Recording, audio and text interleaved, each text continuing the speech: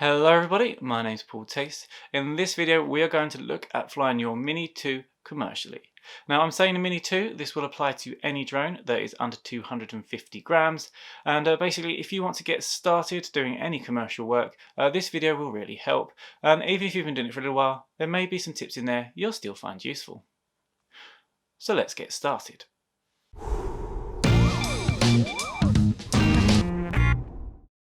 Okay guys, so if you've been flying your drone for quite a while now, you've probably got a bit of a reputation for yourself, and a lot of people are going to know you have one. And when this happens, people start asking you for favours, they may start offering you money, and when you get to this stage, this is going to be commercial work. So this could be anything from somebody paying you to survey their roof, to having somebody approach you and ask you to do some film work, obviously for money. When you start doing this, this is obviously going to be commercial work. This will be having a contract before you started flying, and there's a few laws we need to take in mind, but actually it's a really easy thing to do, and with the Mini or any drone under 250 grams, it's going to be something that's very easy to start doing in the UK, and it's a really good way of getting some money back from your drone.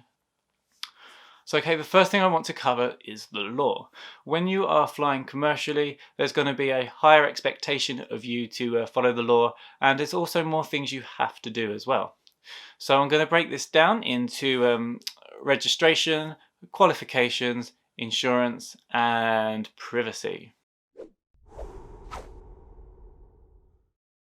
So the first thing I want to talk about is registration.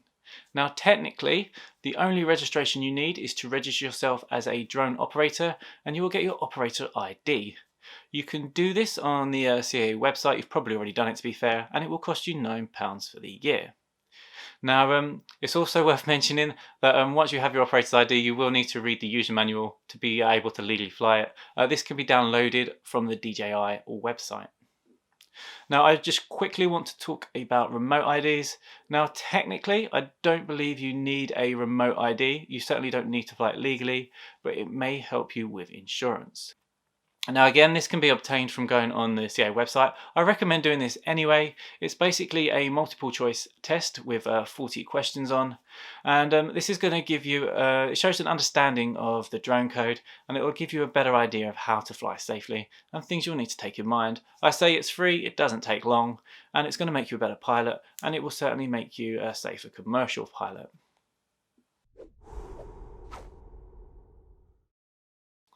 Okay, so the next thing we're going to talk about is insurance. You will 100% need to get commercial insurance when flying your drone commercially, as you would probably guess from the name of the insurance. So if you have already got insurance for your drone recreationally, this will not suffice. It has to be a separate commercial insurance. So when I first looked at insurance, the cheapest I could find to cover me for the year was £300. And now for a lot of people that straight away is not going to be viable. You don't want to be risking the £300. You don't even know if you're going to be making that from the job if it's the first one you do. So what I recommend doing in this case would be to look at getting yourself insured for the hour. Now I personally use Flock Cover. I find it very convenient. Basically what I've got is an app on my phone, and when I'm ready to be insured, I can just go on, tell them all the parameters, where I am, they know what weather conditions I'm flying in. They'll also know how safe it is. They'll do a risk assessment, and then you'll pay depending how risky the situation is, and you can choose to pay per hour, per month, or per year. Now say I only get a few jobs here and there, so I actually pay per hour. Now with Flock Cover, something that's worth noting is that often when I'm doing it, it'll be £5 for the hour, but then if I boost it up to four hours, it'll still be £5. So that's something I'd recommend looking at. Obviously it gives you a bigger window to fly, and it keeps you a bit more peace of mind knowing that you're not going to be going over your time limit. Now here's a little tip for you, something that I've learned the hard way. If you're going somewhere to fly a drone, I would recommend getting the drone insurance the morning before you leave your house. Now the reason I do this is because if you do it any sooner, you can't guarantee the weather conditions, and if you do it any later, you can't guarantee you'll have internet access. I have actually got to a job before where there was no internet access, so luckily I'd already had my insurance booked, otherwise I would not have been able to have booked it. Now, if you're flying recreationally, privacy is not as big a deal as it is when you're flying commercially. If you are flying commercially and you evade someone's privacy, this is something that will come back with strong legal repercussions, potentially. So you really want to make sure that you are not being able to identify someone who is not involved in the shoot, and that you're basically not evading privacy. I've got a whole video on this. I'll drop a link in the description down below or in the right hand corner. It's well worth watching. There's some good points to cover. But again, if you're flying commercially, make sure you are not evading anybody's privacy. And the other thing is, when you store your data, you need to store it in a secure place. Now, the Information Commission Office recommends that you store it on a separate secure hard drive that cannot be easily hacked or cannot be easily accessed. Now, this is just a point I wanted to emphasize for commercial flying. Privacy is taken to a new level. Just make sure anything you've shot that may hold sensitive data is kept securely and safely.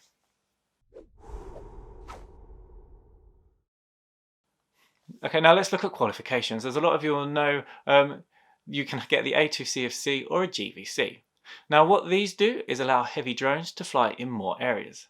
As the Mini 2 is sub 250 gram, you actually get no advantage in where you can fly by having these qualifications, so they are not needed. So just to clarify, you do not need any qualifications to fly your Mini 2 commercially.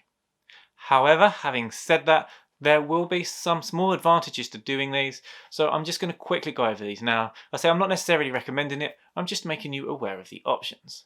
Now, the A2CFC will apply more towards hobbyist drone pilots, and it basically gives you a more in-depth knowledge of flying drones, things that will help with safety, and things that can just useful to have in mind, knowing different weather conditions, how they affect the drone. It goes over space weather and a ton of other things. So it may be useful, just giving you that confidence, knowing that you're safely flying your drone. Now, I personally did mine with iRed. I'll drop a link in the description down below if you want to see their online course. I think it's around £99 now. Have a shop round, see what you can find. I personally really like them. They have a lot of time for me. They've been really helpful, and they've gone above and beyond with everything that I've needed. And you've probably seen videos with Colin in before. He's really knowledgeable and he knows his stuff. Now, the next thing I want to talk about is the GVC.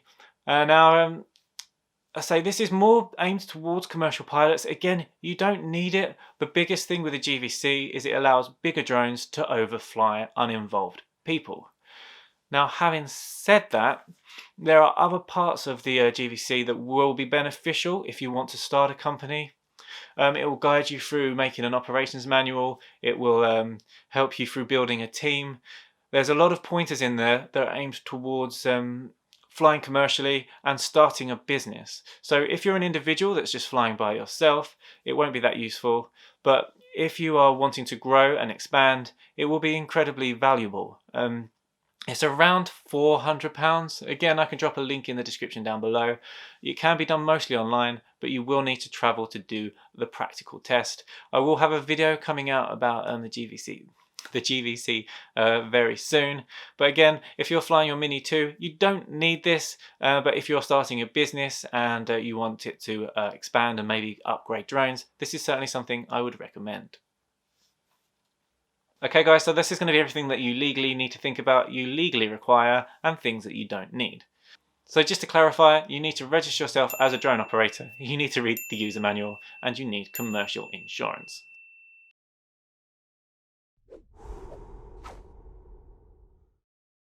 So once we've taken all the legal things into account, we need to consider permission, ethics, and also I just want to give you a few tips as well that may help you when you're getting started.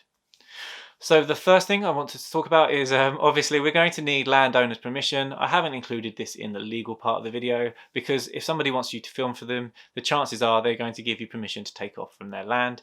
But just bear in mind, if you're shooting somewhere, you do need to have that if the landowner is not the same person who is hiring you.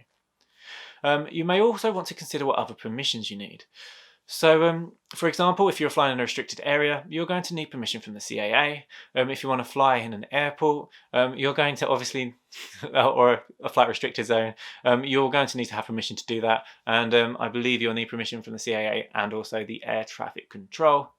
Me personally, I've also decided to notify people. For example, when I was flying as requested by a school, I notified the police that I was going to be doing so. They just took down a few details about me, my name, my address, operator number, when I was going to do it, where I was going to do it. And they kept that on record so that obviously if I'm flying over a school and anybody complains to the police, they obviously know that I'm doing so legally and safely.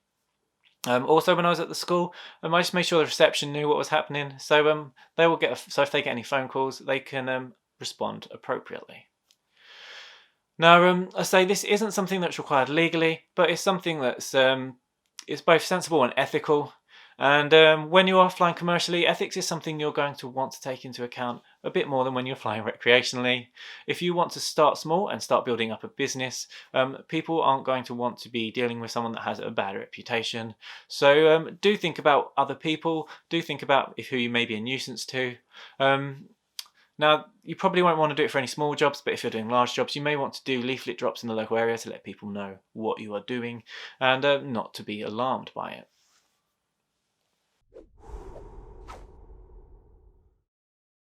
And the last thing I want to talk about is just a few tips. Now, again, you want to be flying from somewhere secure. I would cordon off an area. Ideally, it's good to have somebody with you to help you operate, somebody that can watch the drone and answer any questions if any members of the public are walking past, or if any school kids are shouting through a fence trying to get your attention. Now, this is usually fairly easily done. If you're shooting from a private house, obviously your back garden's a great place to do it. You're not going to have any member of the public, so you've already got an automatic cordon. When I shot at a school, I shot from inside like a caged off sports area, so I could fly at the top, but nobody could come in and interfere with me. And then if you're just flying a public place, I would set up cones or a cordon and have somebody there to help crowd control, to make sure nobody's interrupting you whilst you're flying. Now, another thing that I wouldn't do necessarily when I'm flying recreationally, but I certainly would do when flying commercially, is have a checklist. I have got to a job before and not had an SD card in the Maverick Mini, and this is really embarrassing. So you go around, you notify everybody, you check the weather, you get your insurance, and then you can't fly because you don't have a memory card. And this could have easily been sorted through just having a checklist. Another really good thing about having a checklist is that it takes a lot of pressure off. It gives you a confidence and a peace of mind. The most dangerous part of flying, or the thing responsible for most accidents when flying drones, is human error and fatigue. This can be caused by stress, so having a checklist can help you fly safely as well.